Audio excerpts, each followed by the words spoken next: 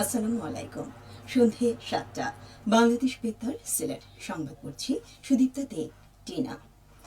শোষণ, অনিয়মিত অভিবাসন এবং মানব পাচার প্রতিরোধে যুক্তরাজ্যের সাথে যৌথভাবে কাজ করার বিষয়ে জোর দিয়েছেন প্রবাসী কল্যাণ ও বৈদেশিক কর্মসংস্থান মন্ত্রী আরিফুল হক চৌধুরী। একই সাথে দক্ষ ও মানব সম্পদ তৈরি, নিরাপদ ও মানসম্পন্ন কর্মসংস্থান এবং অভিবাসী কর্মীদের অধিকার, মর্যাদা ও সার্বিক কল্যাণ নিশ্চিতে সরকারের দৃঢ় প্রতিশ্রুতির কথা পুনর্ব্যক্ত করেছেন তিনি। আজ প্রবাসী কল্যাণ ও বৈদেশিক কর্মসংস্থান মন্ত্রী আরিফুল হক চৌধুরী তার কার্যালয়ে বাংলাদেশে নিযুক্ত ব্রিটিশ হাইকমিশনার সারা কোকের সাথে সৌজন্য সাক্ষাৎকালে এসব কথা বলেন।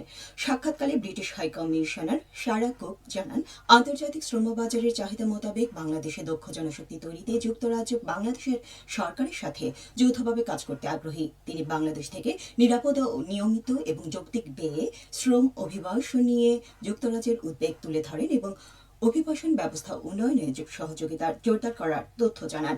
এ সময় উপস্থিত ছিলেন প্রবাসী কল্যাণ ও বৈদেশিক কর্মসংস্থান প্রতিমন্ত্রী মোহাম্মদ নুরুল হক এবং মন্ত্রণালয়ের সচিব মোহাম্মদ মুক্তার আহমেদ।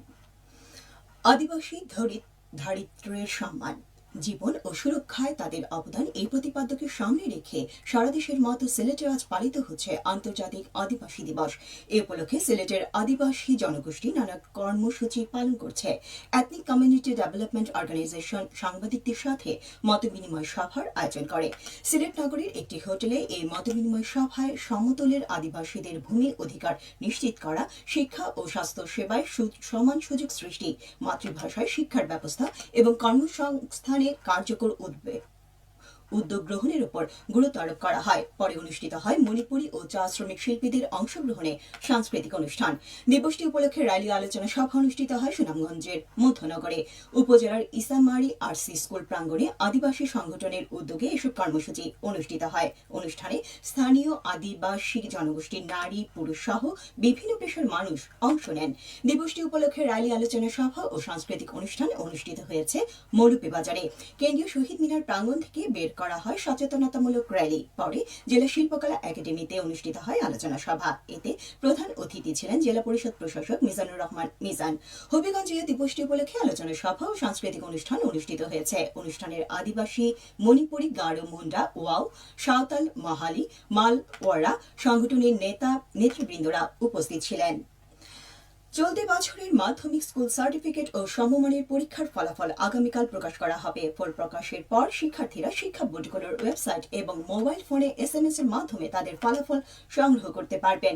এবছর 11টি শিক্ষা বোর্ডের অধীনে 18,57,344 জন পরীক্ষার্থী অংশ নিয়েছেন।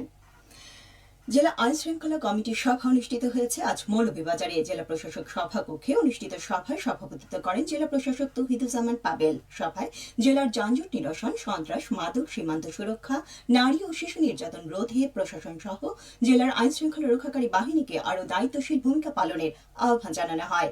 এতে জেলা কমিটির সকল সদস্য উপস্থিত ছিলেন। এবারে শুনুন কৃষি সংবাদ। সুনামগঞ্জের বিভিন্ন বাজারে এখন পাওয়া যাচ্ছে আম, আনারস, আপেল, নাশপাতি সহ নানা ধরনের মৌসুমি ফল। পৌর শহরের ট্রাফিক পয়েন্ট, পলাশ, সাজনা, পাগলা ও জাওয়া বাজার সহ ছাতক ও জগন্নাথপুর উপজেলার বিভিন্ন এলাকায় পসরা সাজিয়ে বসান দোকানিরা। এ নিয়ে শুনুন আমাদের সুনামগঞ্জ প্রতিনিধির পাঠানো একটি বিশেষ প্রতিবেদন। সুনামগঞ্জের বিভিন্ন বাজারে এখন জমে উঠেছে মৌসুমি ফলের বেচাকেনা। বাজারে মিলছে আম, আনারস, আপেল, ডালিম, নাশপাতি সহ নানা ধরনের দেশি বিদেশি ফল। সুনামগঞ্জের ট্রাফিক পয়েন্ট সংলগ্ন এলাকা, পলাশ বাজার, সাজনা বাজার, জাওয়া বাজার, শান্তিগঞ্জের পাগলা বাজার, ছাতক ও জগন্নাথপুর উপজেলার বিভিন্ন এলাকায় ফলের পসরা সাজিয়ে বসেছেন ব্যবসায়ীরা। মৌসুমের মাঝামাঝি সময় পেরিয়ে আসায় কিছু ফলের সরবরাহ কমতে শুরু করেছে। ফলে অনেক ফলের দামও কিছুটা বেড়েছে বলে জানিয়েছেন বিক্রেতারা। আম ফল, আম আছে, বাড়ি ফল আছে, আইসনা আছে, মধুমতি আছে, সব কিছু পাওয়া যায়। বর্তমানে কি মালের দাম একটু বাড়তি আছে। আত্মীয় স্বজনের বাড়িতে বেড়াতে যাওয়া কিংবা অতিথি আপ্যায়নে ফল দিতে এখন অনেকেই বাজার থেকে কিনছেন মৌসুমি ফল। জানিয়েছেন ভালো ফল পাওয়া যাচ্ছে সুনামগঞ্জের বাজারগুলোতে। আমি দেখতেছি এখন বর্তমানে আমাদের সুনামগঞ্জ জেলার বিভিন্ন বাজারে মৌসুমি ফল বিরাজ করতেছে। বিগত সময়ের তুলনায় এখন বর্তমানে যে ফলগুলো পাওয়া যাচ্ছে, আম, কাঁঠাল, আনারস, সিজনাল ফল, মোটামুটি গুণগত মান ভালো। সব মিলিয়ে মৌসুমি ফলের বৈচিত্র্যে সুনামগঞ্জের বাজারগুলো এখন বেশ প্রাণবন্ত। ইয়াকুব শাহরিয়ার, বাংলাদেশ বেতার, সুনামগঞ্জ, সিলেট। সবশেষে আবহাওয়া। রাত 1টা পর্যন্ত পূর্বাভাসে বলা হয়েছে সিলেট সহ পার্শ্ববর্তী এলাকার জন্য কোনো সতর্কবাণী এবং কোনো সংকেত দেখাতে হবে না। আর সিলেটে সর্বোচ্চ তাপমাত্রা ছিল 32.5 ডিগ্রি এবং সর্বনিম্ন 24.4 ডিগ্রি সেলসিয়াস। বাতাসের আর্দ্রতা ছিল সকালে 85% এবং সন্ধ্যায় 72%। আগামীকাল সিলেটে সূর্যোদয় হবে 5টা 24 মিনিটে এবং অস্ত যাবে 6টা 31 মিনিটে।